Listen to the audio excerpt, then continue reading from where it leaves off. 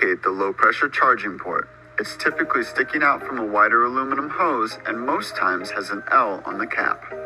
Remove the cap by turning it counterclockwise. Turn on your vehicle and let it run until it gets to its normal operating temperature. Turn on your air conditioning system, set it to the coldest setting, and turn the blower to the highest setting. Open the doors so your air conditioning system doesn't cycle on and off while you attempt to add new refrigerant. Locate the AC compressor. This is a belt-driven component and will have the coolant lines running to it. Ideally, you want the compressor to be running before adding refrigerant. You should be able to tell if the compressor is running by looking at the center of the pulley. It'll be rotating too when the compressor is cycled on. Pull out the clear tab at the bottom of the digital gauge. The gauge will turn on. Connect the refrigerant to the low-pressure charging port. If the can of refrigerant doesn't connect to the port, it's possible you have the wrong type of refrigerants, as each type of refrigerant has a specific port. Check the sticker under your hood to identify the refrigerant type in your vehicle.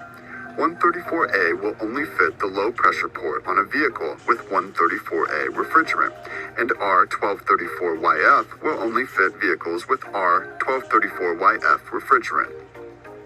If you confirm that you have the correct type of refrigerant and the connector still refuses to connect, it's possible you are attempting to connect to the high-pressure port.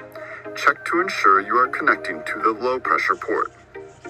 When the compressor is off, the pressure reading will likely be high, and then when the compressor engages, the reading will drop. The lowest reading with the compressor on is the reading that you are looking for.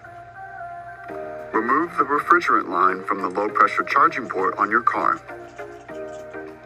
Unscrew the gauge from the top of the bottle and remove the plastic tab by turning it counterclockwise.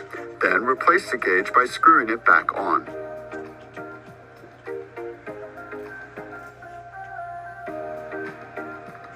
Connect the refrigerant to the low-pressure charging port again. Rotate the can between the 12 and 3 o'clock positions during the charging. It's important to periodically stop the flow of refrigerant into the system to take an accurate pressure reading. Once the pressure is in the green range and the vent temperature is colder, you can stop charging. Do not try to get it to the highest part of the green zone, as you may risk overcharging your vehicle. Turn off the engine before removing the refrigerant from the charging port. Replace the cap on your low-pressure charging port by turning it clockwise.